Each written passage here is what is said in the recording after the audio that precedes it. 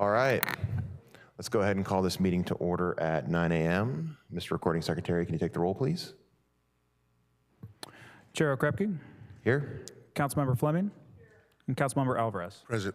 Let the record reflect that all committee members are present. All right, we have no remote participation. I don't believe we have any modifications to the agenda that has been posted. There are no modifications to the agenda this morning, Chair. All right, and then any announcements by staff? There are no announcements today, Chair. Fantastic. On to approval of minutes. Does anybody have any corrections to the minutes? Seeing none, we will show those adopted as submitted. And move on to public comment on non-agenda matters. This is the opportunity for anybody in the public to comment on anything within the purview of the Economic Development Subcommittee. Is there anyone who would like to make a public comment?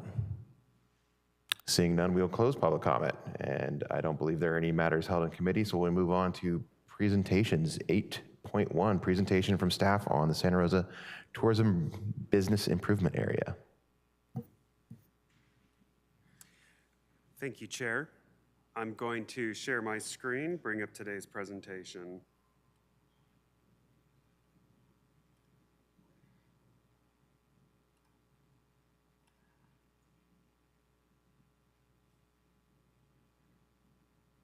There we are.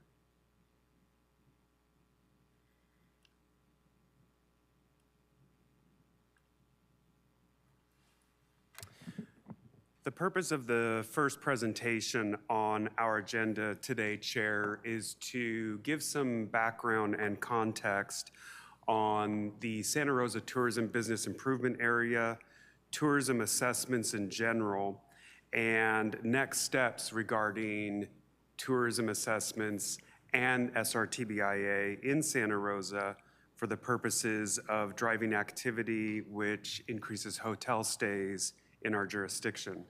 The other purpose of this presentation is to give context and preface for item number 2 on our agenda today, which is a presentation from our tourism partner and implementing contractor, the Santa Rosa Metro Chamber, who will talk a bit about the efficacy of their program and a bit about the Welcome Center today.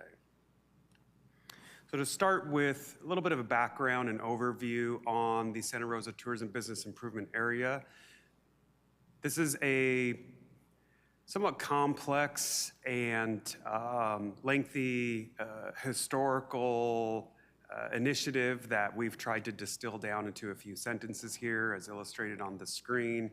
But as I mentioned earlier, the intent or aim of the SRTBIA program is to provide a pool of funds to fund destination marketing and tourism activities within the defined district area. This is considered to be a property-based improvement district.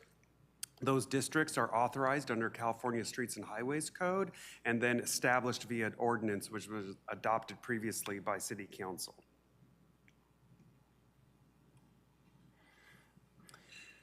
The area was established in 2010. Marketing activities per Streets and Highways Code and per the ordinance is fairly broad. As pictured here, marketing activities means activities in general which are designed to promote the area for tourism destination. This includes an expenditure of funds on media, public relations, marketing outreach, other promotional activities, attending conventions, trade shows, etc. Fairly broad bucket of programmatic options and activities, all designed around the purpose of putting heads in beds, if you will. The SRTBIA district receives guidance from an advisory body, which is the SRTBIA board.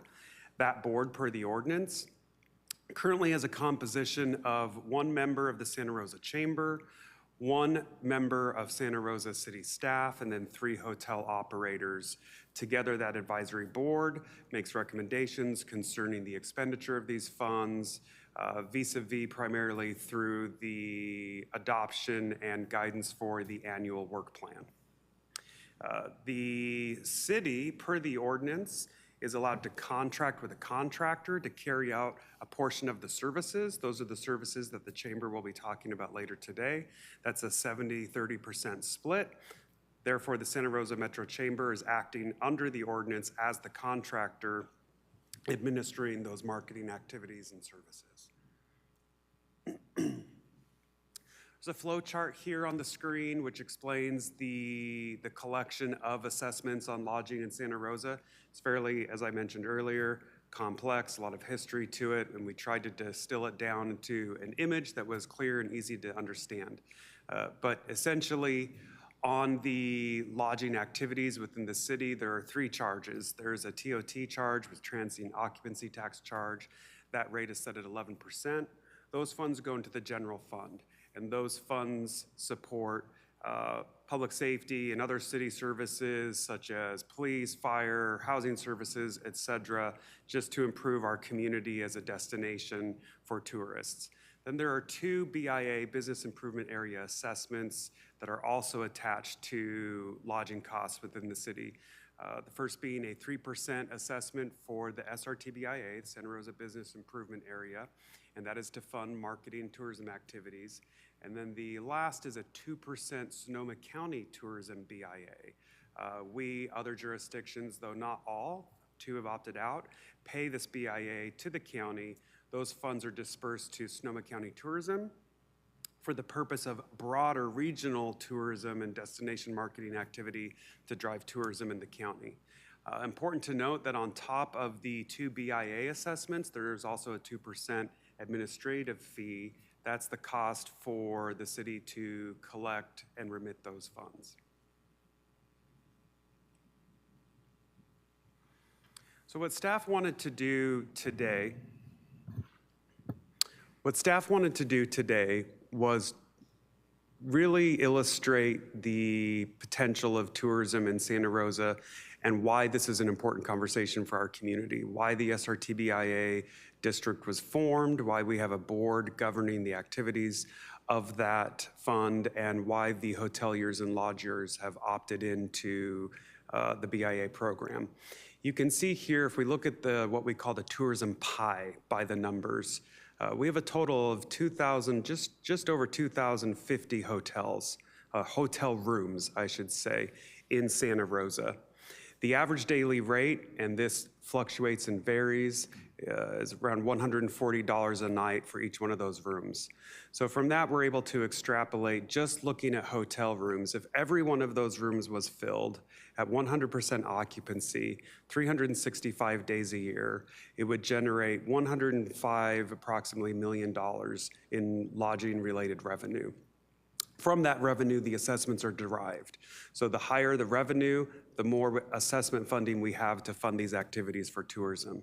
In addition, and this comes from a Dean Running and Associates report, which was completed for the state for Visit California in 2024, for each dollar that a tourist spends on lodging, they spend approximately another 35% on other lodging-related, tourism-related activities. So meals, entertainment, transportation, et cetera, within the community. So therefore, there is potential at full occupancy, and again, this is just hotels, we're not looking at short-term rentals, for another $36 million approximately, or between the two, $140 million in tourism-related revenues that can be driven or generated at the lodging level. Again, important to note that these are estimates as we build the story around the pie, not actual numbers. We'll get into actual numbers here in a little bit. So what are the operations that are generated through the assessments? The assessments on the total lodging revenues, the 2% goes to the county, and then the 3% goes to the city. That 3% is split, 70-30%. With the chamber. The chamber uses those funds to operate the California Welcome Center. We're going to have some discussion about the Welcome Center later today. Also, their online presence. They have an event portal. They offer concierge services. They engage in social media and outreach directly to tourism consumers through blogs, podcasts. They prepare and present a number of reports with data on tourism. They handle destination marketing. They put out the visitor's guide. There's a picture of the visitor's guide here. I'm sure you're familiar with it.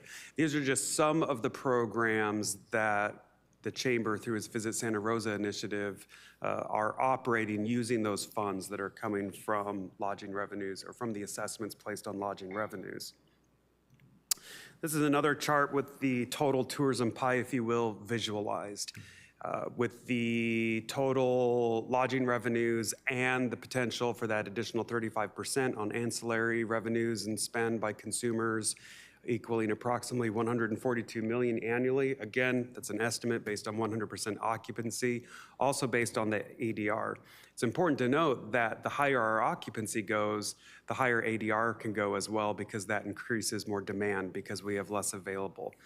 So this number is a very conservative number. Likely, as we increase in occupancy, you would see the ADR go up, and then you could extrapolate from there that the total pie would grow. We also put side by side here what those total assessments might look like on hotel lodging revenues, again at 100%, again, hotel only, not STRs. But you can see that this changes depending on the percent of occupancy that we're at presently. The spheres reflect a 100% occupancy, but we also indicated what a 50, 60, 70% occupancy threshold might look like. Presently, based on the best data that we have available, we're somewhere in the neighborhood of 57, 58% occupancy is our current average.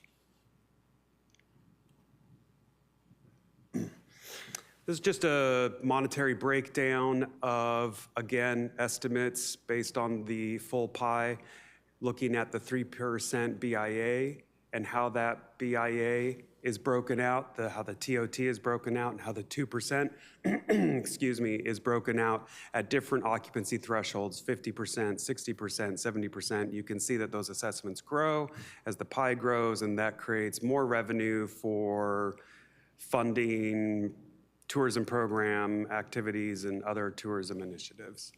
And then the admin fee also being reflected there for both of the BIAs.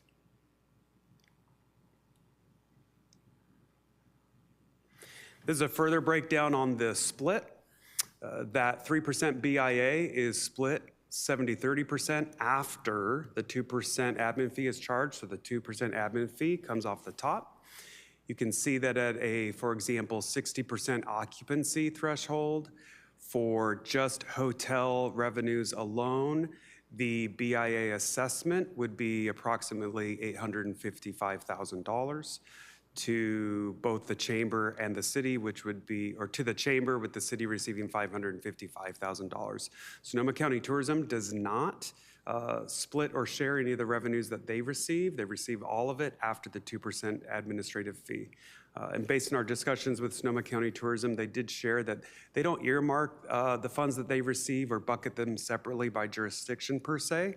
It just goes into their entire fund, and then they use all of the revenues that they receive from the municipalities for tourism activities and tourism programmatic initiatives in general.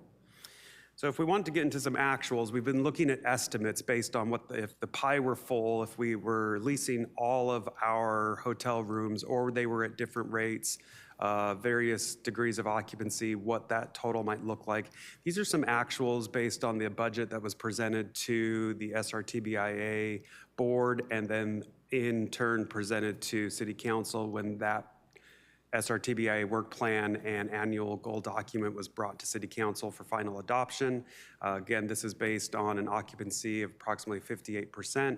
You can see how Visit Santa Rosa, the chamber, is further delineating their 70% for different operations. CWC in this chart stands for the California Welcome Center, so that's California Welcome Center operations, and then sales, marketing, event support. Again, Chamber is going to get up after my presentation and dive into these activities, into these numbers in a little bit further detail. And we'll have room for questions at the end of this presentation as well. So with regards to the Welcome Center, the Railroad Depot, as we know it, in Railroad Square, first opened in 1904. It's quite a bit of history. It actually supported passenger service until that ended in 1958. The building went into a period of decline and was largely underutilized. until preservation efforts were made by the community and other various organizations. Through those efforts, the building was placed on the National Register of Historic Places in 1979. The city acquired the building and reopened it as a visitor center, at that time working with the Santa Rosa Convention and Visitors Bureau. It was ultimately designated through the California Welcome Center Network, which is part of the Visit California initiative, which is a statewide program, in 2003, and then later rebranded under the Visit Santa Rosa initiative in 2014 through the updated City Chamber agreement for operation of the building and the administration of SRTBIA funds. I'd alluded earlier to some of the actual numbers and other program content being reflected in the work plan. That work plan presently, which has been adopted, received approval at the SRTBIA board level and went to City Council. It also, a draft of that plan did come to the Economic Development Subcommittee previously. It's a 3-year plan, goes through 2028. This plan lays out some new initiatives for the deployment of these funds and partnership around promoting overnight stays in our jurisdiction and for the deployment of those SRTBI monies in general. There is a component of the plan, and this plan is available online and has been brought to the public for digestion before, to reassess and revamp some of the governance and operational efficiencies of the SRTBIA board, to really lean into and align the efforts with local engagement and placemaking activities, to bring events and cultural activation into the plan where those activities draw tourists to the area, and to ensure that we continue to make data-driven decisions and align the plan with the economic development strategic plan adopted by City Council. As we've been looking at the history of the SRTBIA, the lodging assessments, the use of those funds, contractor and partner relationships for the deployment of those funds, we as staff have been doing some benchmarking just to understand what today's current best practices are. As indicated in the presentation, the operation of the Welcome Center goes back pre-2000, and even the most recent iteration of an agreement to lay out the operations of that center is 12 years old, dating back to 2014. And so going back and doing benchmarking now, what we're finding seems to be a more common structure for managing these funds is the DMO structure, or designated marketing organization structure. Some other entities that are using the DMO structure, Visit California, so the state under their Visit initiative, Sacramento, Napa Valley. I just put 3 here, but there are many others that are using this DMO structure. What is a DMO structure? Currently, we're operating under a vendor or contract performance structure. So we have a contract with a contractor, and then that contractor's role is simply to implement and execute on the specific scope of work for tourism in the contract. Just a very straightforward contractor relationship. In a DMO relationship or structure, the DMO is more of a strategic partner and a coordinator. They're equally responsible for development of the plan, development of the scope and services, and also tasked with the overall outcomes and impact of the plan, not just execution of the scope under the agreement. That's not to say that we do or do not move in a DMO model in our relationship with the Chamber, but it is something that we wanted to share as sort of a best practice as we're looking at how other communities are evolving from that strictly contractor performance model. I'd mentioned that the Chamber agreement is dated 2014. We've been working with the Chamber and having discussions on what an evolution of that agreement could look like. In particular, now that the new SRTBIA work plan for the next 3 years has been adopted, the current contract, or the old model, frankly references, it just references things that don't even exist anymore today. Because the contract is 12 years old, there are certain practices and initiatives and social media platforms referenced in that agreement that are no longer relevant. Some of the other services are more focused, again, on specific scope implementation and exercising on that scope, not as investment-driven, not as overall economic impact-driven. Although that's certainly of interest to the chamber, and I think they're working in that regard, it's not specified that way in the contract. So we're looking at how economic impact and outcomes and economic performance could be written into an extension of the agreement. Again, tying more of our activities to KPIs, key performance indicators, making data-driven decisions, and very specifically, and which is also defined in the new 3-year work plan, specific engagement with the hoteliers and with other tourism partners so that we're all collaborating together. Continuing to benchmark, continuing to look at our analytics versus the analytics of other communities. Tourism is a competitive game. We want to make sure that we're following suit with what other communities are doing as we're both competing for the same tourists and visitors. And this is all part of next steps for bringing back a new agreement with the chamber, and I'll get onto that here on the last slide. So these activities are really happening in tandem. It's not listed in any particular order of operation. But now that the work plan has been established over the next 3 years, staff needs to continue to look at the board composition, the industry representation on that board, and procedure.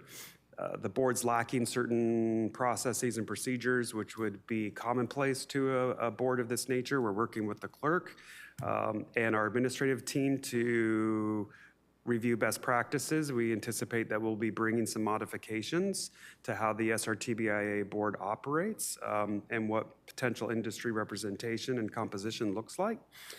Continuing to explore what that next evolution of the chamber agreement is, whether we do explore the DMO more partnership model or we stick with the contractor implementation model. The agreement is still 16 years old and needs a lot of brushing up, if you will, so that we're being competitive. Continuing to look at the efficacy and the ROI of the BIA assessments and the deployment of those funds.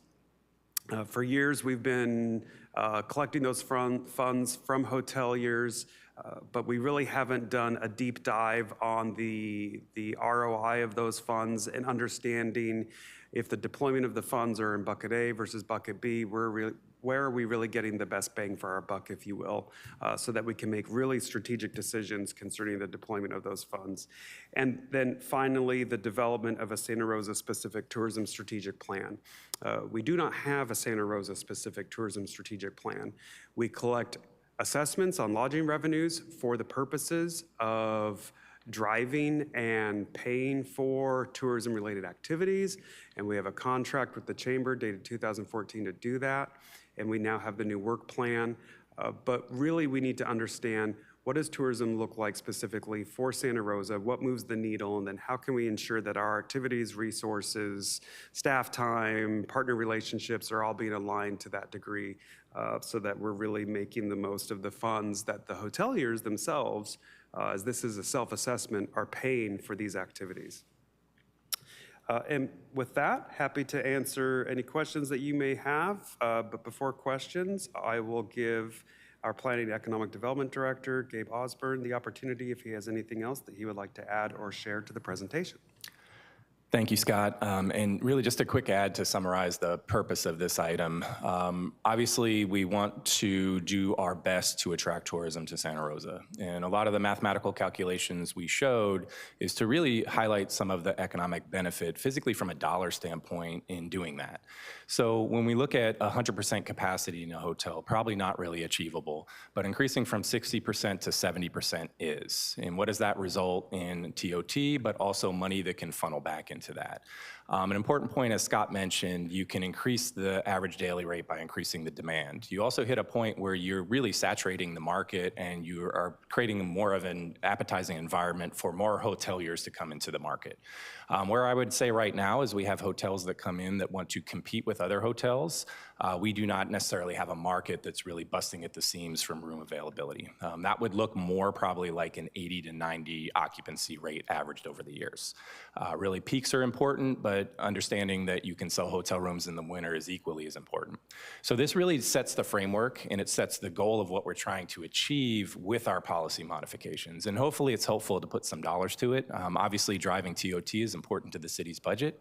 Driving the BIAs is equally as important because that is putting fuel in the engine that can further drive that TOT. So really the game plan today was to highlight that, and as you'll see this progress, as we go through this exercise of really looking at the contract, the Welcome Center is an important piece to that because it's a significant amount of the budget.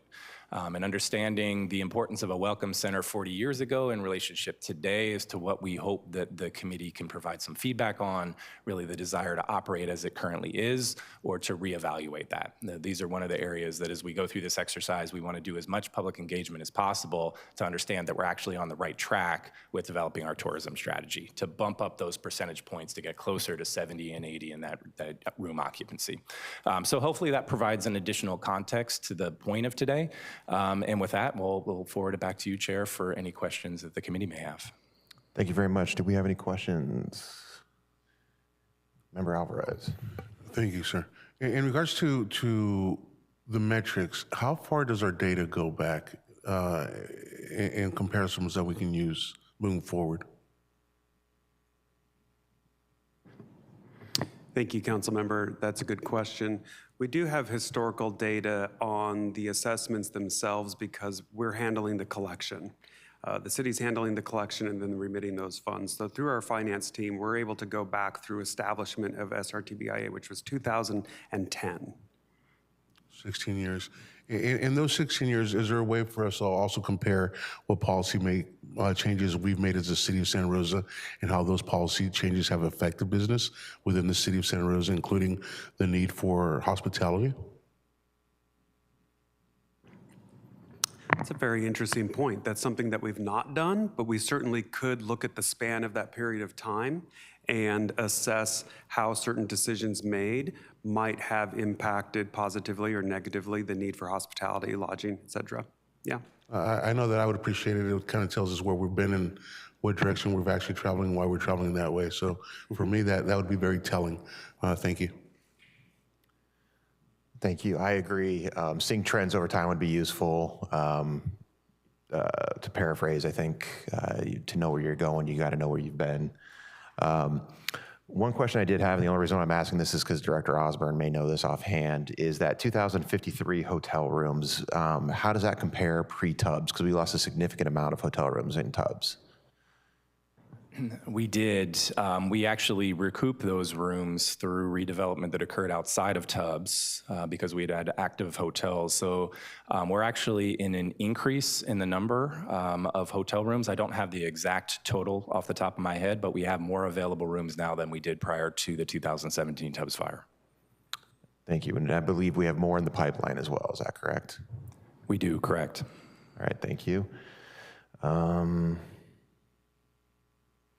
I think that's all of my questions for right now, so we'll go to public comment on this item. If there's anybody that would like to comment on the SRTBIA analysis and history, this is your opportunity to do so. Seeing no one, we will close public comment and come back for final thoughts. Any thoughts?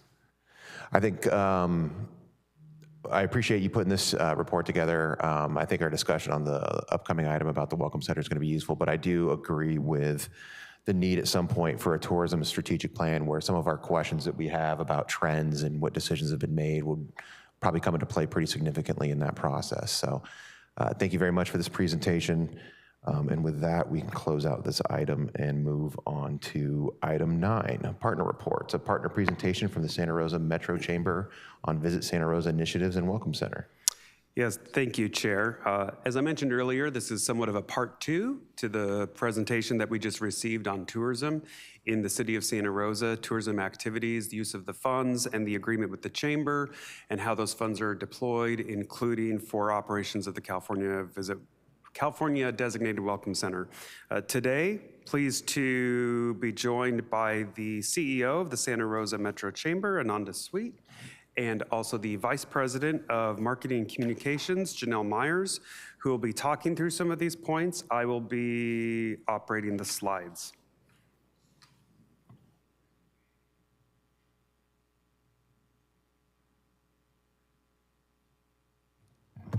And just as a reminder, you get uncomfortably close to the microphone. Those tend not to be I'm comfortably the best. close? Yes, Okay. thank you.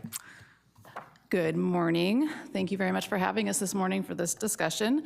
So Ananda Sweet, the Chief Executive Officer of the Santa Rosa Metro Chamber, and we have Janelle Myers here as well, VP of Marketing Communications, so she can answer some real detailed questions if we want to dive into that.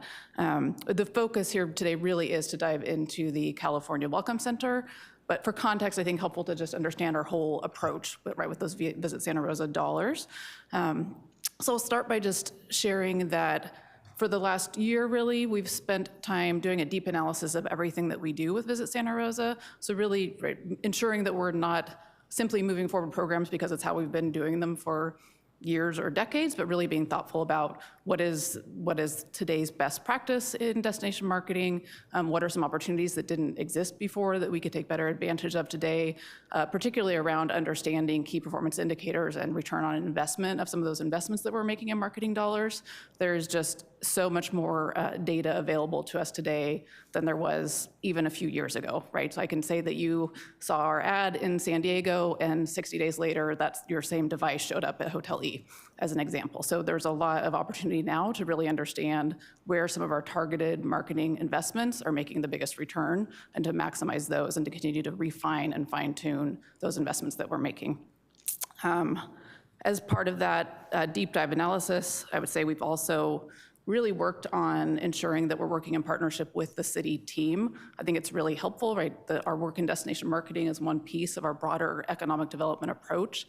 And so to have the chamber and city staff really working on these in tandem is really critical. And some of that is just live direct feedback on how some of the policies are affecting the business community and specific to destination marketing, how can we better work together?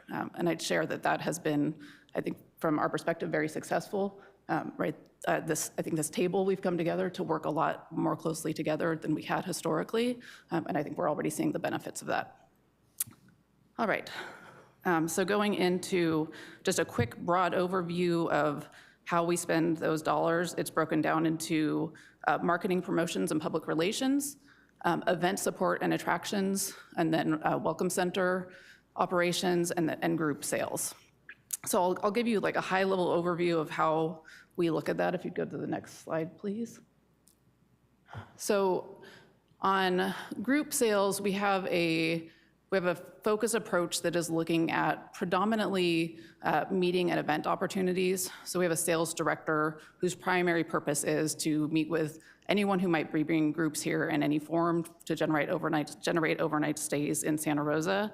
So he is going to conventions and meeting with meeting planners, actively reaching out to any kind of events that are in our entire county, right? So it might be an event in Healdsburg, and we can encourage overnight stays and direct partnerships with our Santa Rosa hotels to support those hotel night stays. So that's the approach there. To give you a sense, just from a leads perspective of the potential for revenue there, in the calendar year of 2025, we received 111 leads, which would have generated 18,378 room nights if those all came together, and just over $4.5 million in revenue.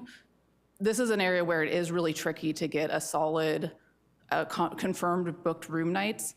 We have an ability to get some of those because of direct partnerships with certain hotel brands where we can see what those are, or if those meeting event planners come back to us and actually confirm the exact number of bookings, we can get that data. So if we look at actual confirmed room nights, it's 2,065. So it's a fraction of what you see as the potential there. That does still generate $289,000 in revenue. So there is still a good return on every dollar invested of that known return on investment of $6.25 for every dollar invested in that. We also know that it is higher than that, right? We know that we don't know every single meeting planner or person that our person talks to that actually books rooms. That just doesn't all come through where we get every piece of the data, but actual confirmed is $6.25 for every dollar invested.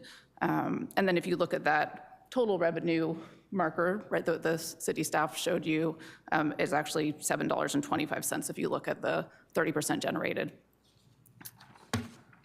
Going on to the next slide, focusing specific on event support and attraction. So this is an area where we're directly working through the SRTBIA body on looking at what types of events we should support and what's the best use of these funds in terms of predominantly through the lens of what is generating overnight stays right in our Santa Rosa hotel rooms. So this, I won't read through these, but just to give you a sense of some of the types of events that we've supported. And it's twofold. So the primary purpose really is looking at generating overnight stays. It's also a quality of event, right? There's this piece where it's not just heads and beds, it's a bigger picture than that. So what really is solidly supporting destination marketing can also be, right, maybe you're not staying here for a specific event on the square, like a movie night or something like that, right? But if you come to Santa Rosa and you're here when there's activity going on, it feels like it's a place that has a great central gathering place and there's good cultural activities.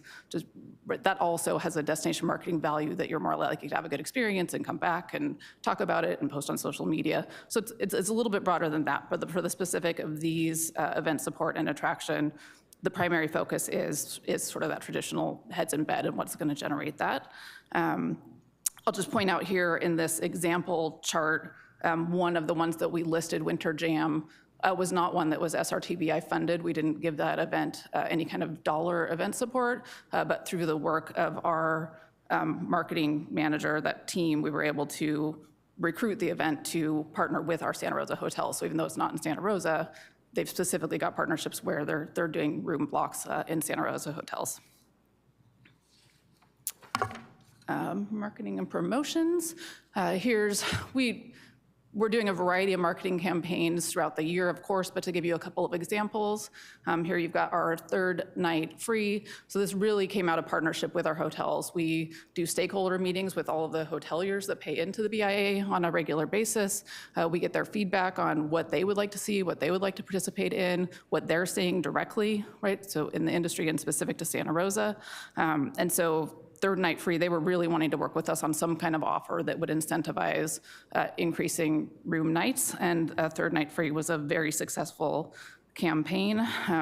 Total revenue generated, again, this one's a little bit trickier to get to a absolute dollar amount because we don't necessarily have every single booking confirmed, but the ROI on that is somewhere between $17 and $37 for every dollar that we invested in marketing this campaign. Next slide, please.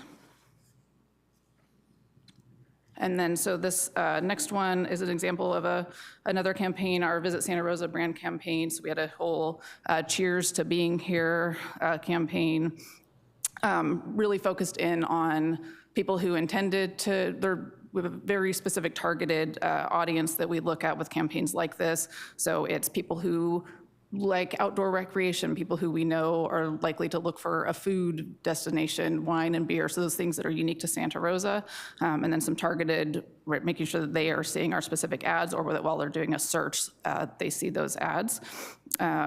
We have, again, here sort of a combination of observed bookings where we absolutely know that someone saw our ad and then booked a flight and booked their hotel, and then there's some enriched data that we just have to use that's an industry standard for what return you get if someone clicks through, someone sees your ad, how long they're on it if they click through. So there are all these data analytics that we can do with our marketing partners to understand what is also likely.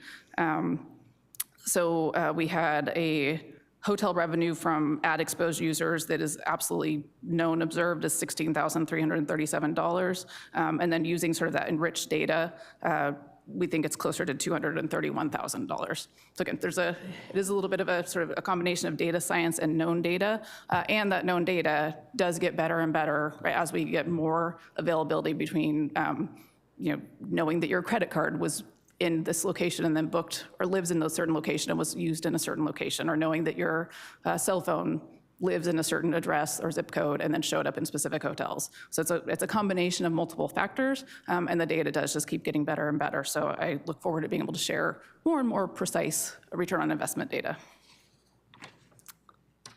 Public relations.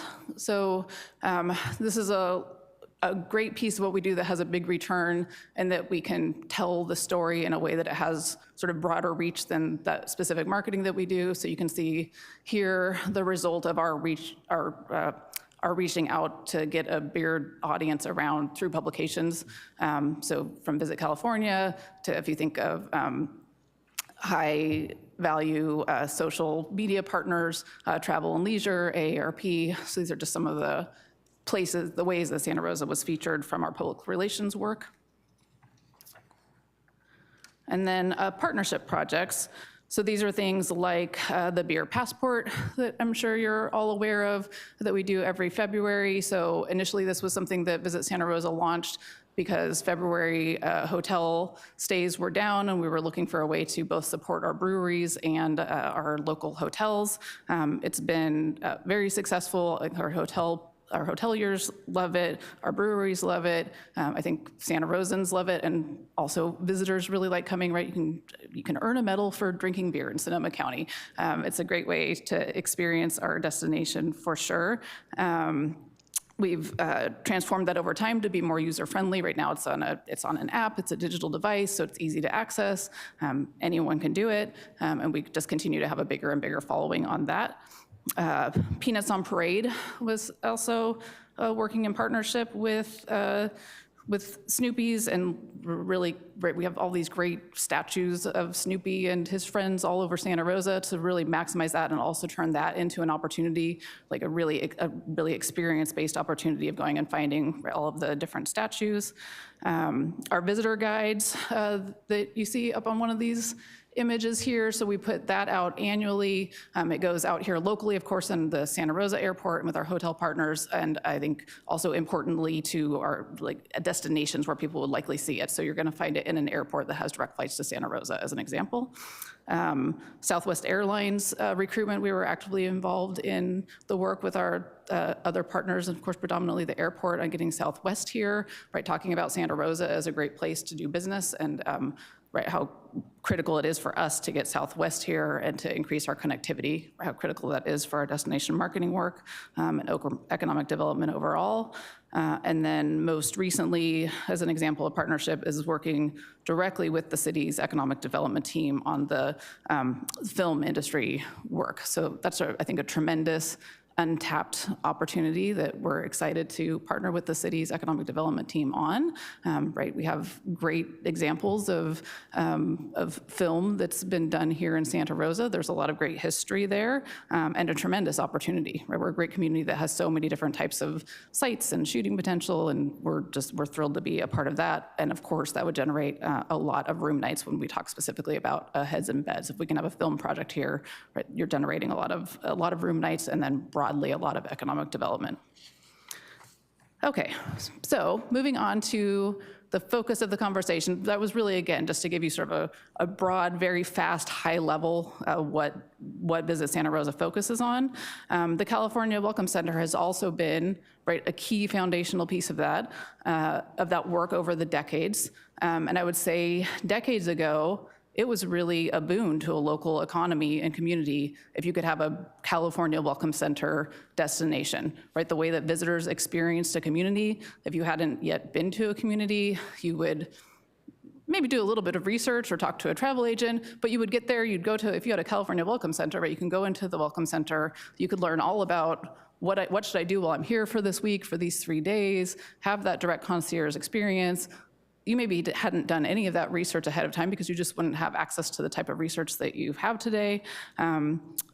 So visitor behavior has absolutely changed, right? For the most part, people book a trip and they're doing all the research on the device, right? That's in their pocket or on their desk. They're really learning about a destination in that way. And so we've really had to shift the way that we provide what would have been our concierge services one-on-one at the visitor center. We still have that, of course. We're still open. People come in. Just the quantity of people coming in specifically to understand how to experience our community has dramatically changed. Operating costs have also increased, of course, just as staffing increases have cost and things change over the years. Foot traffic, aligned with just what I said about how visitors experience the destination, has certainly changed over time. We were able to, as part of our deep analysis that I mentioned we spent the last year doing, get some specific visitor individual device data, looking at it for over the course of the year. And we learned that 75% of visitors to the Welcome Center live within 10 miles of that depot building. And then just 7% live more than 100 miles away. So the bulk of people coming in to the California Welcome Center really do live just very close to the California Welcome Center. So that's been a shift. We have seen some safety concerns that we're working on how do we address. An increase in the number of individuals coming in having a mental health crisis. Maybe it's the bathroom is the only opportunity for a shower or a chance to clean up. And so it's just that purpose has shifted, right? And we've definitely seen some challenges there. We've had a number of incidences where someone would come in and just be verbally abusive to our team members, and would require either a call to the police department or in response, depending on the sort of nature of the visit. But that's taken up an increasing amount of sort of the staff time and what the team there is spending their time engaging with and interacting. That of course adds to staffing challenges, right? If you apply to work for the California Welcome Center because you love talking about Santa Rosa, you really like customer service, you really like concierge service, and you feel like, we can give some basic training and tell them who to call and what to handle. But if you're just not prepared for someone to lock themselves in the bathroom or to come in and verbally abuse you, that's probably wasn't the reason that you came to work for us. So it's just definitely been trickier for staff retention, certainly for volunteers. There was a time when it was really easy to have one staff person and then to really fill sort of those needs of talking to visitors with volunteers, and that's just been much trickier. It's harder to find volunteers who are willing to, it's harder to find volunteers generally, and then particularly just with some of the safety concerns that people are having, it's been harder to get volunteers to stick with that position. And then just, we've looked at, okay, what would be an opportunity be for reinvestment if we can find a way to solve this challenge, and really understanding that, right, as I said, there was a time that having a welcome center in its current form was a boon. So that time, I think it's clear from the data that time has changed. It's a fantastic building. There is still some purpose to having visitors have a place to come that could look a lot of ways. And so just really, I think being prepared to have a conversation that being good stewards of this fund, an important part of that is being willing to look at, okay, because you've been doing this something and it's been a long-term investment, doesn't make it a good long-term investment or a good future investment in its current form. So really understanding what some of the opportunities are. So we've done a few things in trial and again in partnership, working closely with city staff so there aren't any surprises, just to understand what might shift, right, some of these challenges. We did a trial run of hiring a security guard. That did make a little bit of a difference in people's at least feeling safer. It's not within the budget, right? So we took a chunk of money to do it as a trial. It did make a difference. To do it long term, we would have to pull from some of the other marketing campaigns that I talked about, and I don't know that we're in a place to do that or that our hotel partners would appreciate that, particularly at a time when just tourism is down and we really need to intensely focus on sharing the message that, right, Santa Rosa is a place to come and visit, and there's right now, just with tariffs and international travel down and other things going on, we really feel like we need to prioritize focusing on getting that message out as broadly as we can, that there's a limited pool of destination marketing dollars, but there still is a pool, and you should come spend your money in Santa Rosa. We have closed the Welcome Center 2 days a week. There were our 2 slowest days, Mondays and Tuesdays, to try that, so that's helpful, and it solves some of just the increased cost challenges that I mentioned.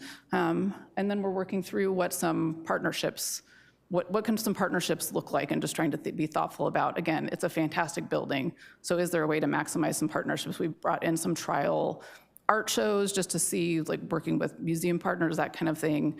Is there something within art or museum or wine or film some way to partner to, again, it's a fantastic building, so how do we change the way we've thought about concierge services and destination marketing at a specific place to maybe shift some of those services to be more digital and virtual, and then what do we do with this amazing building, and to still maximize this great resource in our community. I think those are sort of the questions that we're thinking through and eager for feedback on.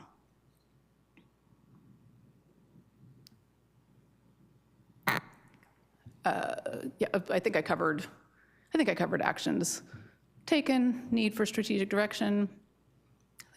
Yeah. All right, thank you very much. Let's go to questions. Any questions? Yeah, I had a question. I thought it was so interesting that the great majority of visitors to the building are people who live in the neighborhood, essentially. Do you have any more information about why that is? I mean, I think part of that is that we're the closest building to the SMART station stop, and so some of it has been use of the restroom. Oh, I should have mentioned that in what we were doing. Because the restroom was becoming such an issue, right, just really we've had like incidents on a weekly basis where someone was locking themselves in, refusing to come out, and someone was smoking in there one day recently, and right before we shut down, and we actually had to close down the entire building because the entire building smelled so terribly. So we were having so many issues related to the restroom that we finally recently in this trial also put up a no public restroom sign, so that was another shift. It'll be interesting to see how that changes any kind of numbers, but I think being near the SMART station is certainly a piece of that. Okay, that makes a lot of sense. The other question I had was, it sounds like there's a lot of effort on trying to get folks who've moved on to digital platforms to engage with the facility, but I was curious to know, it seems like there's a large population of people who would, more traditionally go into the building, senior citizens who are oftentimes taking the train to go to Grossman's. Are we working with the restaurants in the area to try to provide promotional materials inside the restaurants and divert traffic back over from folks over there when they get back on the train? Yeah, we definitely work with partners in restaurants and any kind of business in Railroad Square in downtown Santa Rosa. And that's one of the reasons that historically, having a welcome center was such a great boon to the local economy. It was this great win-win that you'd welcome in visitors from out of the area who weren't familiar. You could direct them to the restaurants, and it was this great partnership. We certainly still do that. It's just, I think that the people who are walking in the door, it's just shifted a little bit. And there are absolutely percentages of those people, right, if it's that 7% that are coming in to experience the destination that didn't do that digital piece. Or maybe it is the older population, as you mentioned, or people who just like the in-person experience. So that certainly still exists, and anecdotally I can tell you, right, when that happens, and it's hard to not be swayed by this, every now and then we'll get an email from someone who says, oh, I came in, or my husband and I came into the Welcome Center and we had this great experience, and they told us all the best places to go in Santa Rosa, and we had the best trip ever, and we'll come back to Santa Rosa forever and ever. And it's hard not to be swayed by that too. And so we certainly take that into account, and it's great to know that for those lessening opportunities, that does happen, so that there still is I think some degree or percent of demand for that. It's just gotten smaller over time. Okay, thank you. I would say too, our staff over at the Welcome Center, they do their best to get out the visitor guides and rack cards out to, definitely to all of our hotels and to as many restaurants as they can, but that takes staff away from the Welcome Center, right? So that's why, we're really looking at the way that we operate and the Welcome Center and the use of our staff time and what's making the best, the biggest impact on overnight stays. So sometimes they'll do a drive around town and drop some materials off before or after the Welcome Center closes, but we'd love to have them have more time. All right, Councilmember Alvarez. Yeah, before I even begin, I definitely want to thank the courage, because it is courage, and both persistence and dedication to those staff members who do endure the abuses by those negative experiences. And I can only imagine what they go through, especially with my experience in retail, of what sometimes walks through our doors, which isn't always a welcoming customer. But with that being said, I'm looking at your event support and attraction page, and I'm wondering if there's a process where anyone can apply to be posted on this page. I know that it's throughout time, Santa Rosa and stuff always look for one stop of knowing what's going on in their city. And I know digitally we have sites such as Eventbrite or others who have tried to fill that gap, but they can never do it at a local level. Yeah, yes, anyone is able to post an event on our Visit Santa Rosa site. They just submit the event. You don't have to be, a partner or anything like that. We definitely try to, our social media and content coordinator will definitely look at the events that are submitted to make sure that they're tourism related, because some of them are community event focused, and we direct those to the chamber website or another website. But yes, anyone is available to do that. And we post them at the Welcome Center as well, and we have a hoot board over there, but people don't seem to use the hoot board, which is a digital kiosk over at the Welcome Center. We were really excited to get it, but typically, like Victoria said, it is a generation that doesn't like to use the electronics as much, so it doesn't get as much use as we were hoping, but. Well, I do appreciate those efforts nonetheless, because the reality is sometimes we find out about an event through the Press Democrat, so it's already happened, right? So definitely appreciate those efforts.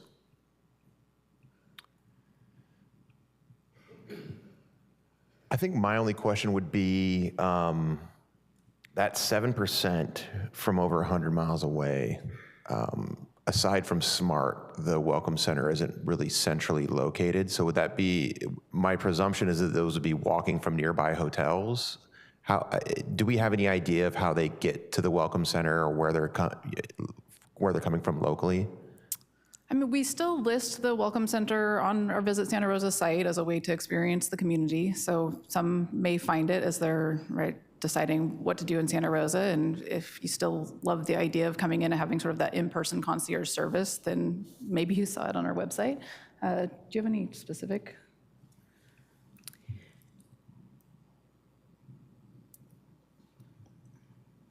I don't have any specific on how they're getting there right now, but I would say, in the last couple months since we've gotten this data that's showing that, our staff is now, really honed in on what specifically these people are coming for, because before, they just track people, this many people came in, and they would ask them questions as much as they could, but now we're getting more data in order to, qualify the people coming through the door instead of just the quantity, right? So I think we'll have more of that data in the next few months. All right, thank you. Through the chair, if I may, I can also share that the Economic Development Division last year acquired a mobile analytics platform, which enables us to pull travel data, and we've been sharing some of that data with our partners. We'll continue to do so. We're becoming acquainted with the program. We're getting better at using it. But what we're able to do through that program, as you probably are aware, individuals, anyone who has a phone or a smartwatch or another device that tracks location or provides location services, that information is available. We can't pull that information by individual for privacy reasons, of course, but we can see generally where individuals are coming from. We can track that by region, by zip code in some cases, how long they're staying, which is called the dwell time in that area, and then where they're going to after their visit there, and where they're coming from before if they made stops on the way. So as we continue to dive into that and use the mobile analytics to drive decisions, we can use that to bring in partnership with the Chamber and others like Railroad Square, DAO, to bring some analysis forward to help us track so that we can derive some behaviors there so we know how our efforts are impacting those behaviors. Oh, one more thing on that.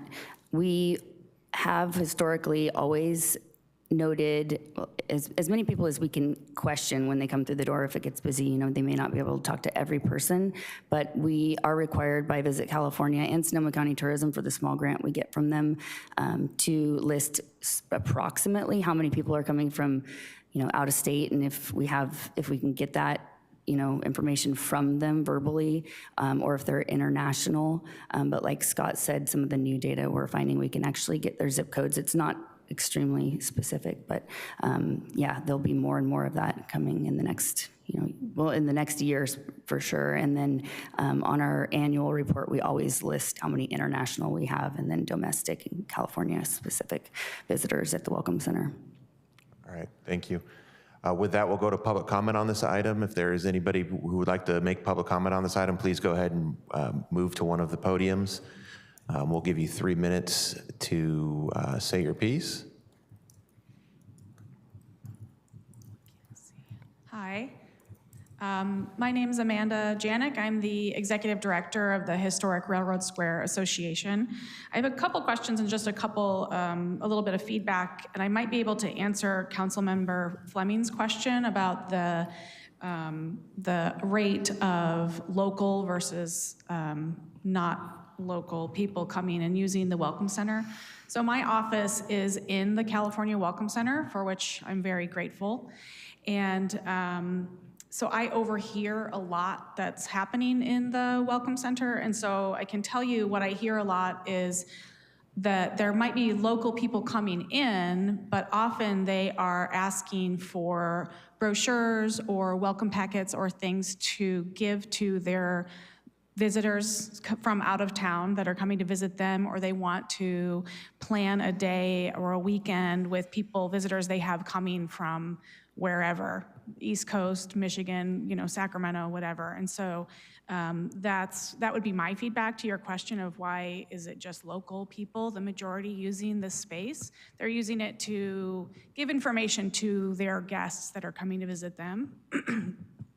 Again, this is just from my overhearing things when I'm in my office, so I can't say that I'm there 24/7 or anything every day.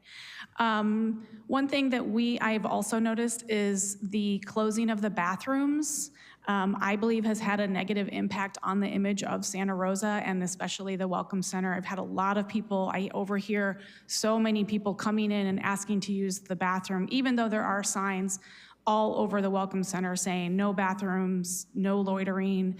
And so I've had a lot of people say, well, this this is the Welcome Center. It doesn't feel very welcoming to not be able to use the bathroom or sit while I wait for my train, things like that. So I understand the funding. And again, just from my overhearing things from my office, I would occasionally hear that someone was camping out in the bathroom maybe, but very infrequently. I don't have that data that Visit Santa Rosa has. So again, that's just me listening.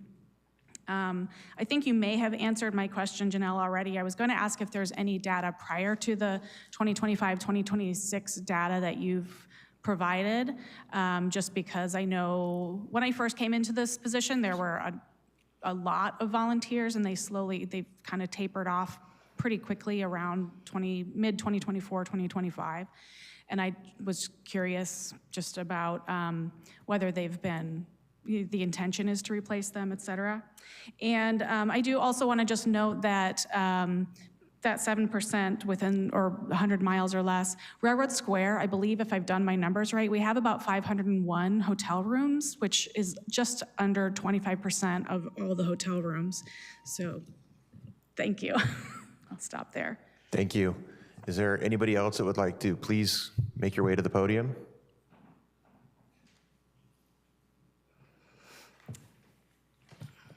Hi, my name is Ann Galantine. I'm the treasurer of the Railroad Square Association, and I'm a former volunteer of the Welcome Center. I do want to say that I used to volunteer on every Wednesday for approximately about 6-7 months.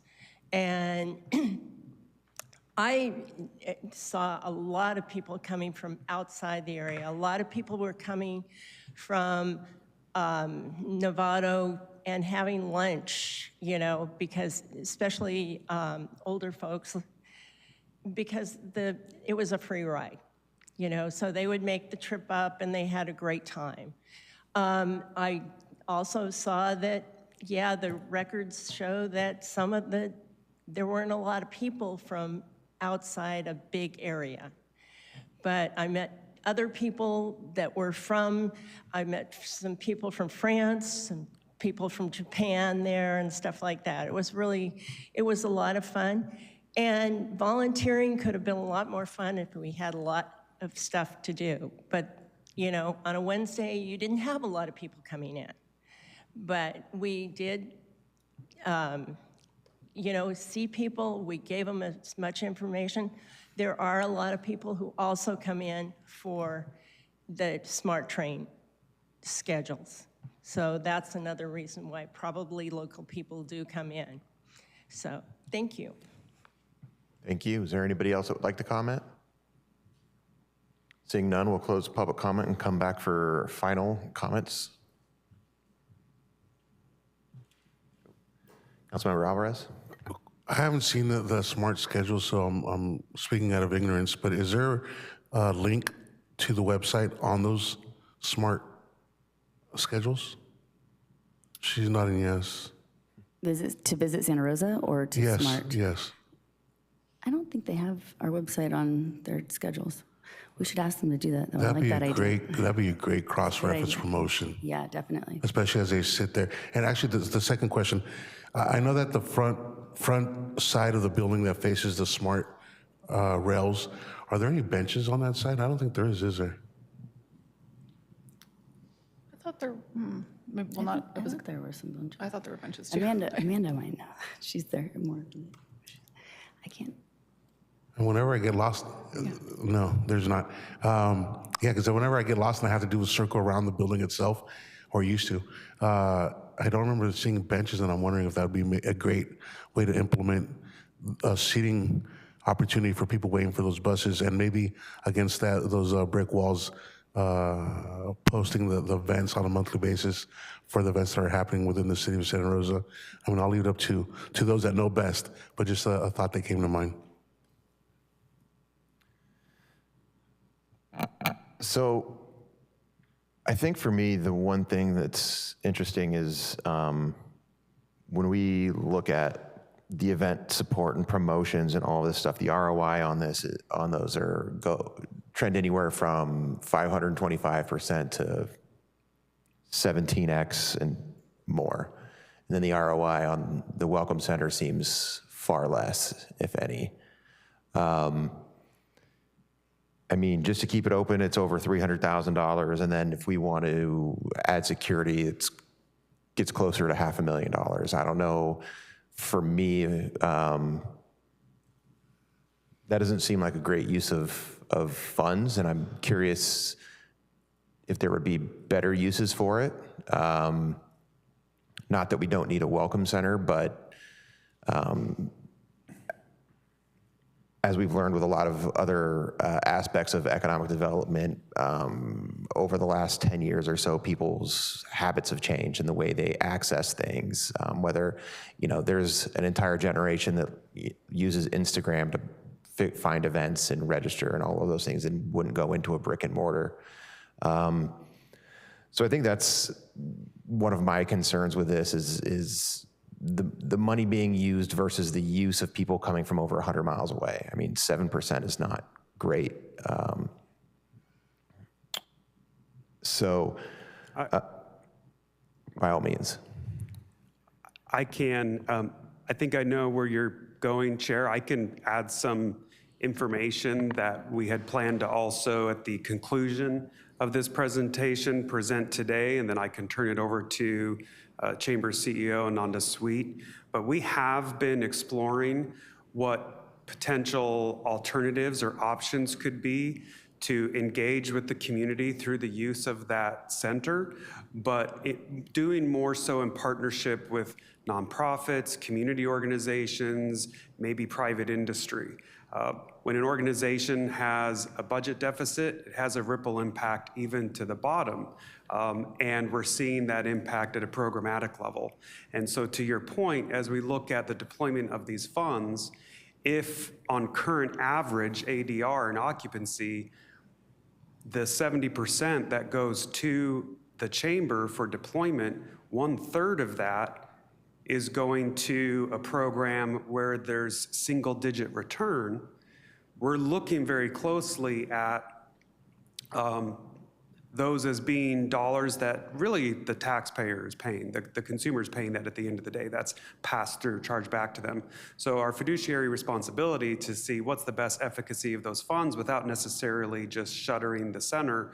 Could we do this in partnership to reduce costs or to find other creative ways to activate it? And so I know Ananda's been exploring a few options there. I know there have been discussions with other partners. And do you have anything you want to add there maybe to give additional context on what maybe future potential operations could look like? Yeah, absolutely. Just looking at, again, it's a fantastic building. It is overall, right, at least has the potential to be a tremendous asset to Santa Rosa. And so is there a way to maximize, to peel away sort of that small amount that want the still in-person concierge experience, but to have that be just one piece of something bigger? So maybe that's a partnership with a museum. Maybe that's a partnership with the wine industry and people are coming and doing wine tasting, and that's primary, but we still have our hoop board and we still have our rack cards and we're still partnering with hotels and restaurants. So maybe there's a way that we become a secondary function and potential, if we feel like there's a need, right? I think that's one way to explore it. If there's still some need and demand to have a sort of welcome center opportunity, is there a way to have that be sort of a secondary, it still exists, but the primary focus really is something that better supports sort of the economic development efforts in Santa Rosa? I have two things to add to that too. In terms of staffing, once people get here, they've kind of already, they already know what they're doing. So I'd love to get ahead of that, and allow our staff and our concierge team to help people with their itinerary before they get here. And then another piece of the puzzle, something that we don't have at Visit Santa Rosa is someone that can do a FAM tour, a familiarity tour.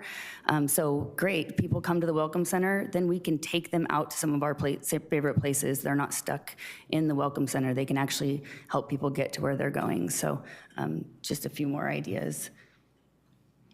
Thank you very much. Yeah, I think down the line, whenever you're ready, it would be beneficial to come back with alternative solutions that may be more, I don't want to say cost effective, but have a better use for the taxpayers' dollars.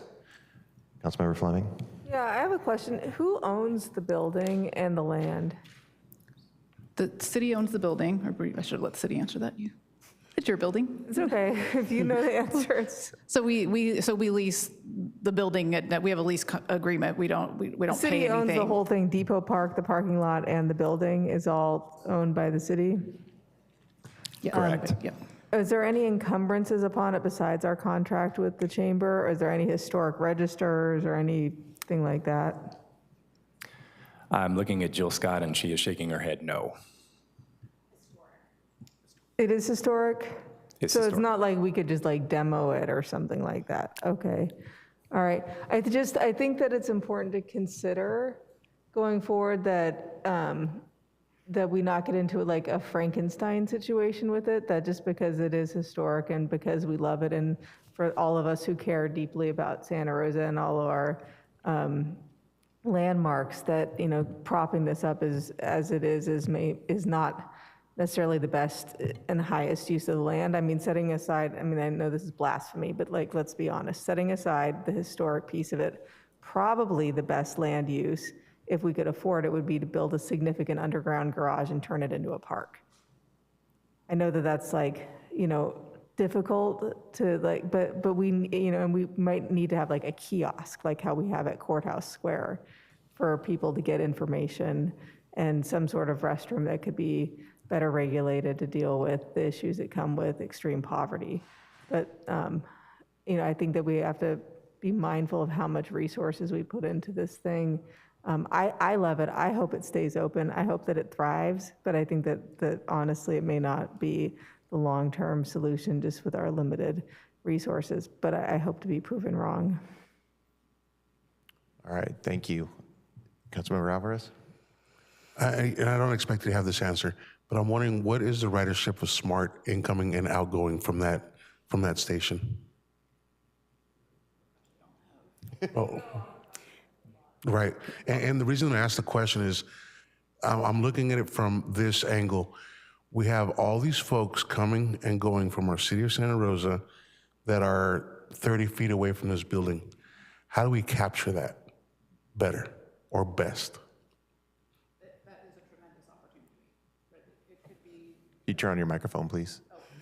Sorry, that is a tremendous opportunity. I think there's a missed opportunity there for the average person who maybe would take SMART from a different community or coming from out of Santa Rosa might not come to learn more about what to do in Santa Rosa like a traditional welcome center, but I could absolutely see it being sort of that paired with something else, or the starting point of a destination where then you're also shopping more broadly in Railroad Square and broadly downtown Santa Rosa. And you touched on it for a bit, the wine tasting. Even one of our bakeries, baked goods on the weekend, offer what Santa Rosa has. I thought that was a great statement that you made of how do we get the people inside the door because they're already wandering outside the door. Yeah. If I may, Chair, one last thing is that it occurred to me when Councilmember Alvarez was talking that this may be a better resource for people who are commuters than it is for tourists, and that in some ways, like if there was grab-and-go food options, that might be like a way to get people in there who are just trying to get in and out of the train and get fed. So. If I can aggregate all the thoughts, I think that we can all agree that its current use is not the most efficient or beneficial use for all those in the area and for the city of Santa Rosa, and that we would look forward to exploring more options as to what we can do down the line, whether that be the city itself in partnership with Chamber, in partnership with Railroad Square, whomever it may be. I think that there's, or a partnership of all three, whatever it may be. I think that's something that we would really like to look at in future meetings. We can bring that back in the future. All right, thank you. And with that, we will close out this item. Thank you so much for being here. Thank you. Appreciate it. Thank you. Item 10, action items. I don't believe we have any, so No action items today, Chair. we will move on to item 11 and 11.1, update on the Economic Development Implementation Plan progress. Thank you, Chair. Our first department update is to receive an update and report from staff on the Economic Development Implementation Plan. Just brief context history here. The Economic Development Implementation Plan is a support plan that accompanies the Economic Development Strategy, which was adopted by Council in April of 2024. The implementation plan is a 40-plus page document, which goes into additional detail on how the goals will be implemented from the Economic Development Strategy. Today, to give our plan progress and to review the current status of the implementation of those items is our program analyst, Rachel Beer. Rachel, I will go ahead and drive on the slides, pull that up for you, and turn it over to you. Great. Thank you, Scott. And good morning, committee. Thank you so much for having me here again. I just want to note that it's been a year that we've been bringing these updates to the implementation plan to the subcommittee. So last April 2025 was our first report out. So we've made some great progress to our implementation plan. I'll have Scott bring the slides up here in just a minute, and I'll jump into our first category.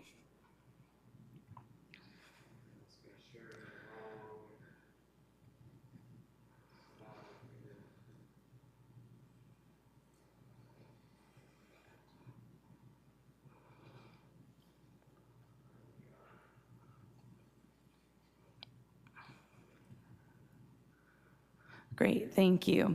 Our first category, business growth and retention. I'll just note through each category a couple of updates and high-level updates and highlights. Progress has continued on our virtual one-stop shop, with our web pages being 2/3 of the way completed. And we also have 2 days in May scheduled for video production for our promotional videos. So our one-stop shop is progressing and moving forward. We're really excited about that. Our new commercial renter program also falls under this category. The RFP is completed for this program, and the vendor has been selected as well. And we can move on to our next slide, which shows the detailed action items for this category. Our next category is entrepreneurship and small business. This category is almost completely 100% complete and ongoing. Progress is still being made on supporting our home-based businesses through our small business ombudsman partnership, and our contract is being established with our Small Business Development Center. That's the new commercial renter program I just spoke to. We also have our Access to Capital workshop partnership. We have an upcoming workshop in the coming weeks, and that also falls under our entrepreneurship and small business support. And then the following slide will show the detailed action items. Our next category is economic vibrancy and resiliency.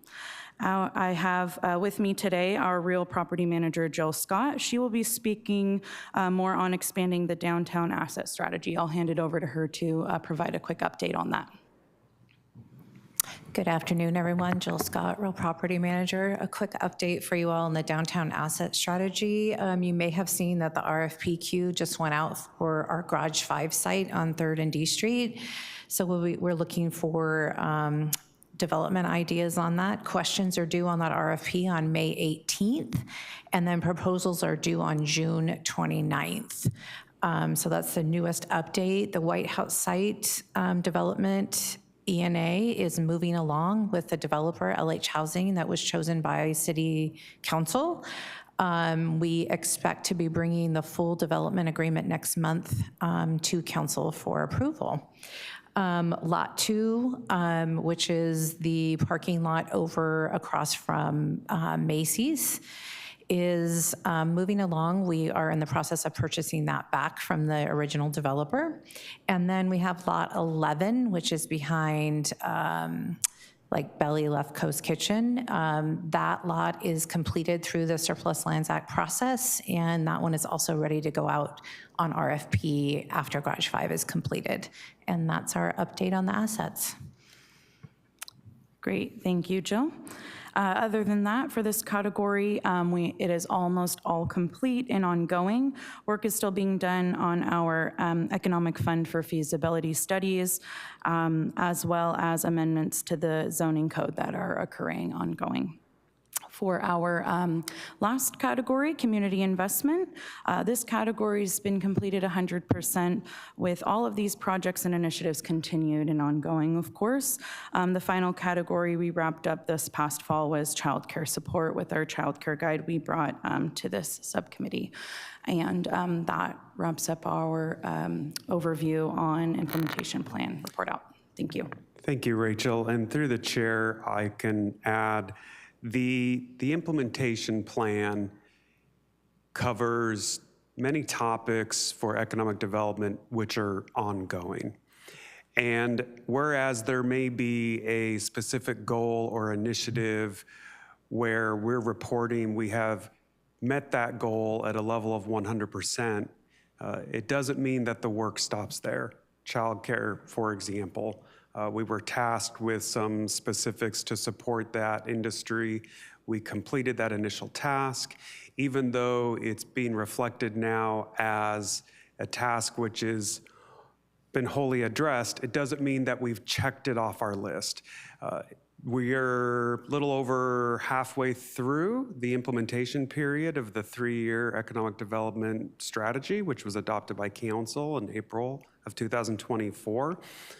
We've met most of our initiatives at 100%, or we're nearing 100%, but many of those initiatives will need to continue and will be reflected in future subsequent addendums, if you will, or additional phases of the Economic Development Strategic Plan. All right, thank you. Any questions? All right, with that, we will go to public comment. Is there anybody who would like to comment on this item? Seeing none, we will close public comment, come back for final comments from council. Thank you for the update. Great work, really appreciate it. And thank you for the context that while it may seem completed, the work is always ongoing, so thank you so much. With that, we will move on to 11.2, which is our quarterly report.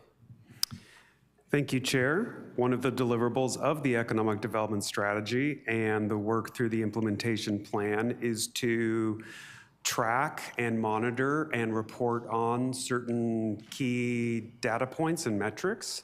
That work has been reflected in the Economic Development Quarterly Report, which we launched last year.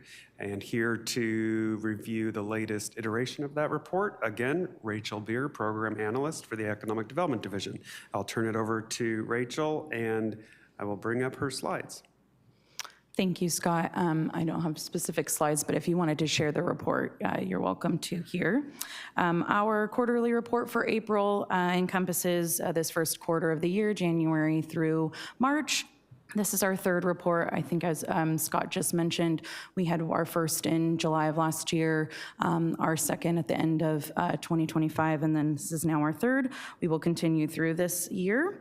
We've continued to work with local economist Dr. Robert Eiler for the economic analysis and local recap portion. He will be presenting the state of the Santa Rosa economy at the May 12th City Council meeting, so you all will see him soon. And he will also be joining us at our June Economic Development Subcommittee meeting to address any additional questions and reporting out on more economic data. We added a retail market overview regarding vacancy rate, net absorption, and sales volume to this issue between December and now April. We also have updates to our art and culture initiatives, such as our Film Santa Rosa program, this year's National Arts program, as well as data from our one-stop shop business survey. So those are all new updates as well to our programs. And this is on the city website and will be also promoted through our communication channels. And I'm happy to take any questions. Thank you. All right, I don't have any questions. Colleagues? No, seeing none, we'll go to public comment on this item. Seeing none, we will come back and close public comment and any final comments. I love seeing this, you can't prove something if you can't measure it, right? And so I think both this item and the last item, being able to see what we're doing, how we're doing it, allows us to give us context as to what I would say are leaps and bounds we're taking with our economic development here in Santa Rosa. So thank you very much for that. Thank you, Rachel, for the presentation and the work, and to the whole team. And with that, and thank you for putting my picture in there a couple of times. That's awesome. With that, we will close out this item and move on to 11.3, which is the always hotly anticipated a SOWL panel project update. Thank you, Chair. Our Art and Culture Manager, Meredith Knudsen, is not able to be here today, so I'll be presenting on this item in her absence. Happy to report that the pouring of the panels is moving forward. We've been working on this project for quite some time. That's no surprise or no secret to anyone. It has been an item that receives a lot of interest from the public. You can see here, pictured on the slide above, staff had the opportunity to visit the foundry where the panels are being poured in bronze.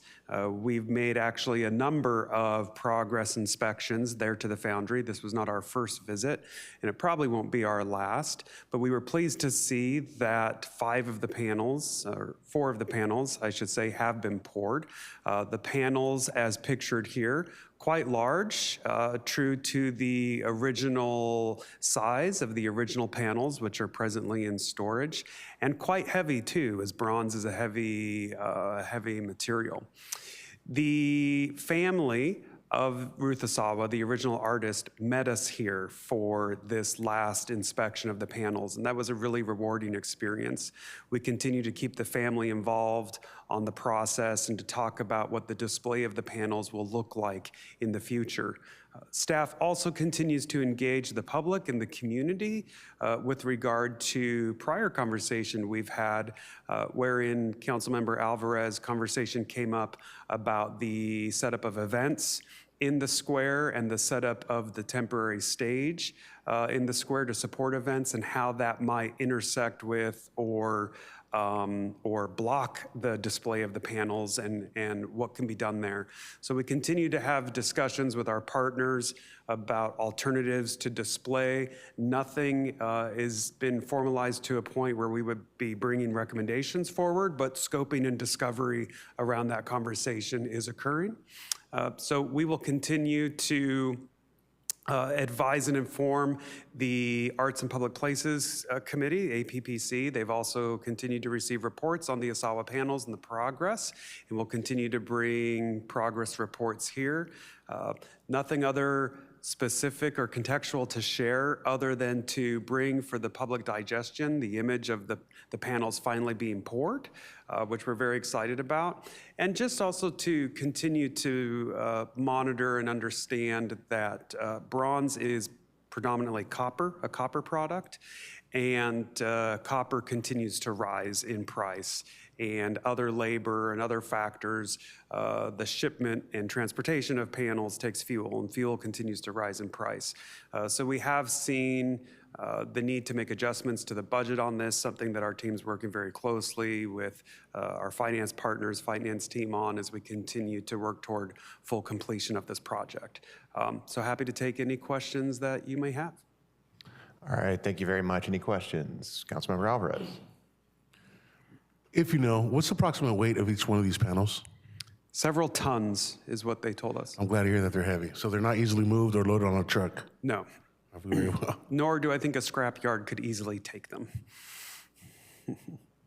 I heard copper, and I'm sure there's ways around it, but nonetheless, though, hearing that not even 10 people could load it on the truck is a good thing. Yeah. I agree. No questions from me, so we will go to public comment on this. We go to public comment on this item. If you would like to comment, you have 3 minutes. Please go ahead and start when you're ready.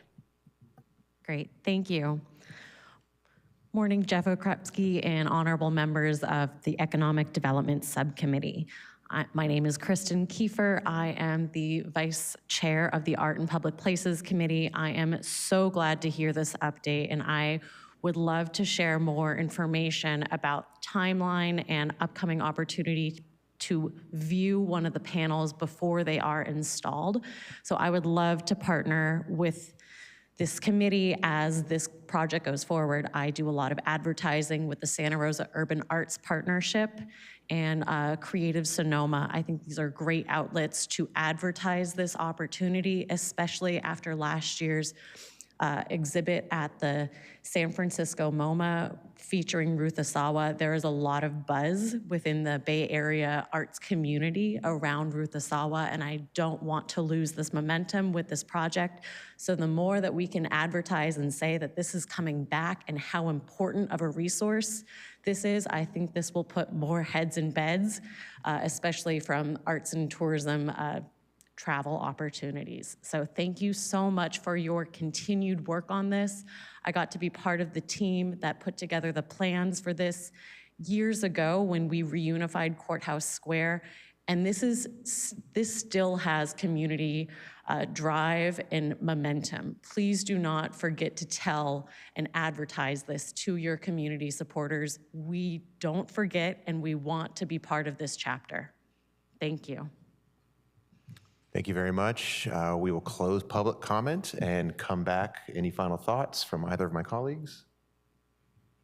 Seeing none, thank you for the update. I think the public commenter has a great point of really making sure we work with our communications team to put out updates on this. It is, of all the things that we do, something that is constantly brought up, I think, to many of us on a regular basis and is talked about on social media, because it is something that our residents do care deeply about and have for some time. So appreciate all the work so far and look forward to seeing the updates.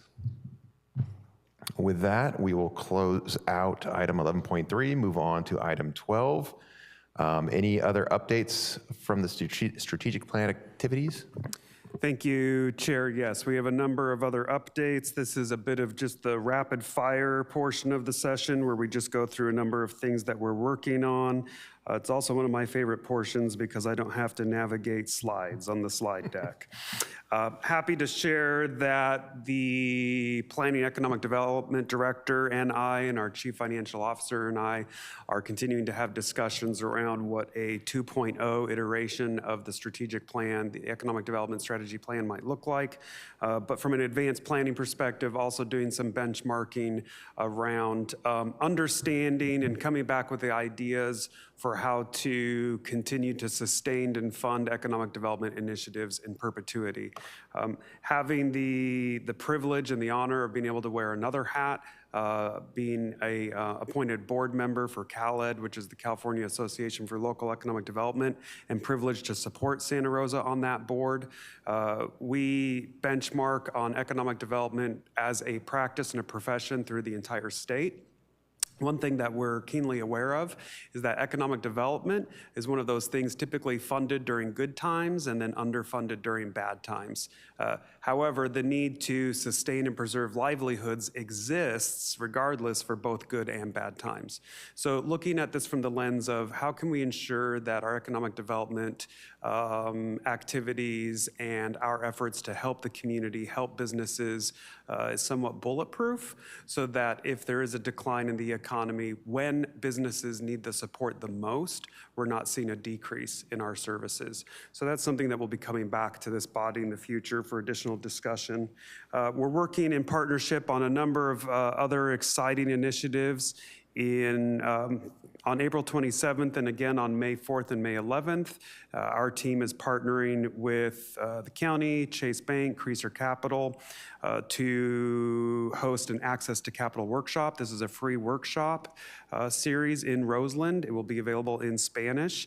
Rafael Rivero, who is here sitting in the crowd today, our economic development specialist and small business ombudsman, is available after this meeting and available online or via email for any businesses who have any interest in that. To register, businesses can go online to our website or they can contact Rafael. That workshop will provide interactive information on how businesses can access financing to fund their business and their business operations. Also working with the local SBDC, our county EDC and other partners, city is working on supporting a procurement series workshop for businesses. The procurement series workshop will aid businesses and connect agencies who are looking to bid on providing products and services for public agencies, and will provide businesses with instruction on how to do that.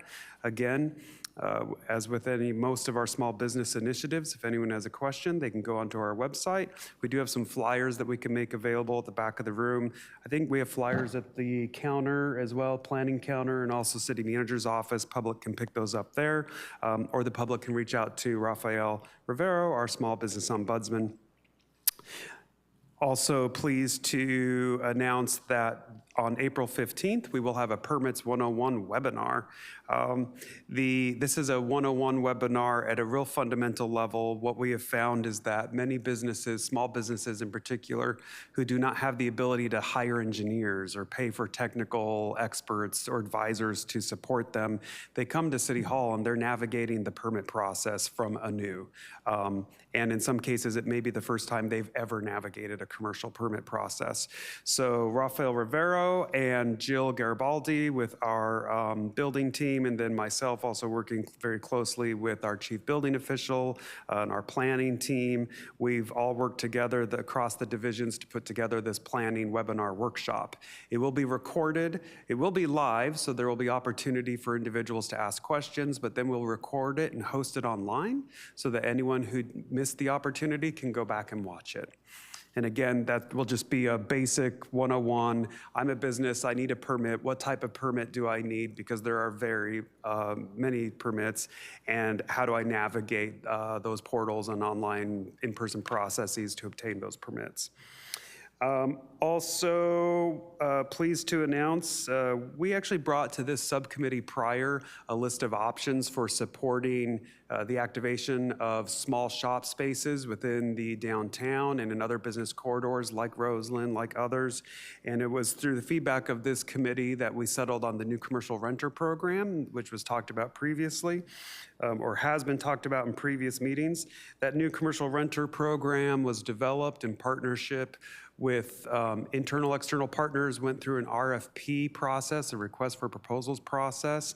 That process has concluded, and we're currently in contract negotiations with Sonoma County SBDC to put that program together with anticipation that we'll be able to launch that program in the new fiscal year. That program will provide new commercial renters with education and best practices on how, as a business, signing a commercial lease for the first time, how to maximize that leasehold opportunity to support their business.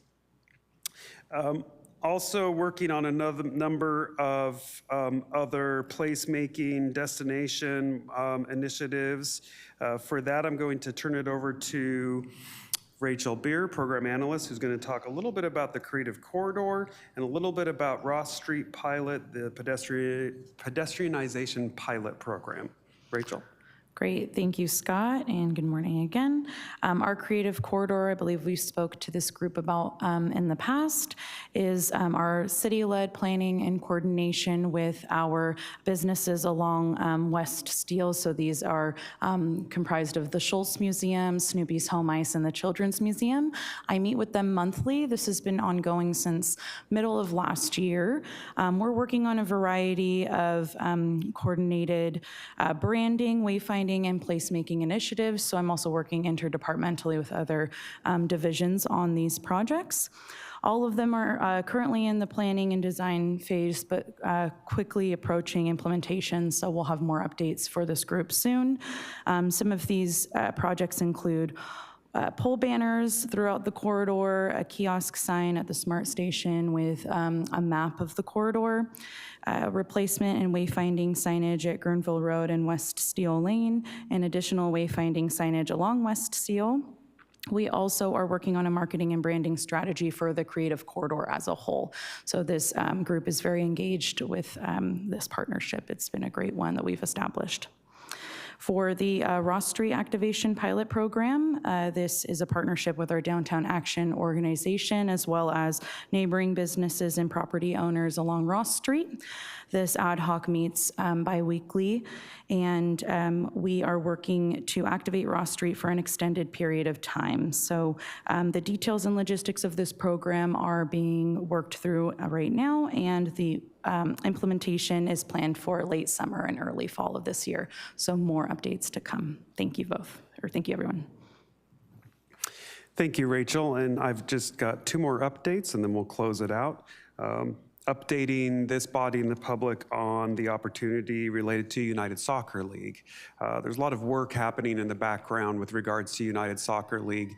And I think that as staff, we forget sometimes that the public is very curious about what's happening and how this opportunity is moving forward.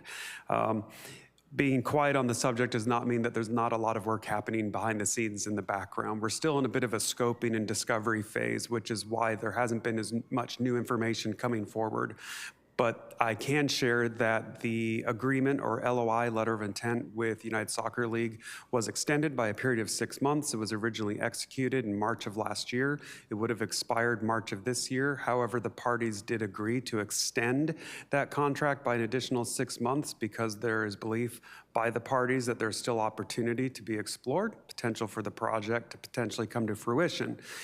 When we did extend that agreement, we also intentionally created a carve-out so that the USL could enter into its own agreement with the county. We did that because we know there are conversations that are occurring around county partnership and other cross-agency partnership around this opportunity. We wanted to make sure that USL was not prohibited from working with the county under our agreement. So now there are two agreements in effect between USL and the city and USL and the county. A tri-agency ad hoc has been established between the county, the city, and fairgrounds partners as we look at opportunities related to sports tourism and what potential sites throughout the county or throughout the city might be available for this project and how that might align with existing priorities of the county and the city. Those conversations are continuing to be had. Anticipate that there will be future updates that we will be bringing to this body and ultimately to the full council, but just wanted to educate the subcommittee and the public in general that the agreement's been extended and that the work continues forward with regards to USL. And then finally, would like to talk a little bit about our Film Santa Rosa program, and we'll be ending this conversation in this item by showing a copy of the film sizzle reel that was developed for this program. Your body and the public in general may be aware that the state, under its Film and Tax Incentive Program, is really throwing its weight at the development of film as an industry and as a creation or as a creator of jobs and wealth and prosperity throughout the state of California. The state's budget for this program is $750 million, which is one of, if not their largest economic development funded program at a sector industry specific program at this time. And so we've not wanted to lose out on the opportunity if the state is throwing so much of its weight and attention at film, developing film and attracting film to the area for economic development purposes. We want to ensure that we were doing our part as well to maximize and synergize with the state's efforts. I can share that in January, or in February, the city hosted its Film Santa Rosa mixer, which was held here downtown. We had it at La Rosa. Over 200 individuals, professionals from the film industry came and attended that event, from writers to photographers to equipment operators. And we had a real successful networking opportunity that night to talk about how the city and city counterparts and partners can work with these film professionals to drive film in our community. A couple of facts about film that I can share, and this comes from our partner at Make It Bay. Make It Bay was one of our partners at the Bay Area Film Mixer, which was held in Santa Rosa. A single production shooting on location can inject up to $1.3 million per day into a local economy. This has been tracked through other initiatives in the Bay Area. Dollars rebated back to film production efforts and film opportunities generate approximately $12.68 million in local spending. Production jobs pay approximately 62% above the national average. These are actual real pathways to job creation for individuals in our community, especially as we're looking at AI and how to AI-proof our workforce. Film also has the opportunity to be a tourism driver for us as well, in addition to creating jobs and direct capital investment in the community for film operations and film activities. Individuals travel to places where films were shot because they want to see those scenes in person. And we've worked very closely with the Santa Rosa Metro Chamber on that Bay Area Film Mixer, the Santa Rosa Film Initiative Mixer. I think Ananda covered it a little bit in her presentation. So looking at film from a tourism perspective, in addition to just a direct workforce and economic impact or economic opportunity. As part of that effort, we've developed a what's generally referred to in the industry a sizzle reel. The sizzle reel is an opportunity for the community to highlight and showcase some of its film assets in the community and to really convey and communicate the message to the film industry that we want your film here and we want film activity here, we're willing to work with you, which is why our office now has launched a film liaison initiative, very similar to the business concierge program that we're currently operating, where we're working with the chamber and others to provide direct hand-holding assistance to film operators who are looking to come and film in Santa Rosa. So with that, I'm going to turn it over to Jack Reynolds, recording secretary. He's going to pull that sizzle reel up for us. This is available on our website as well.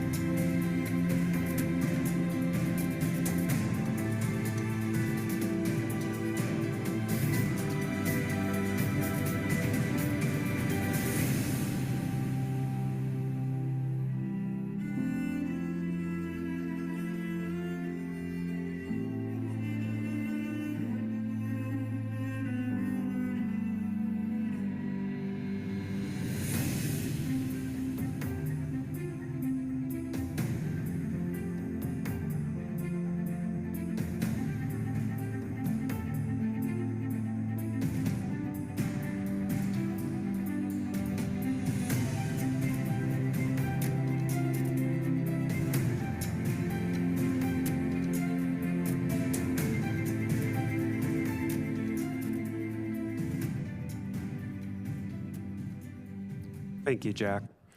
So as we've talked with producers and other individuals in the film industry, they've shared with us something which is not necessarily surprising. Most of the film assets in California are in areas that are very dense, highly populated, a lot of traffic, smog.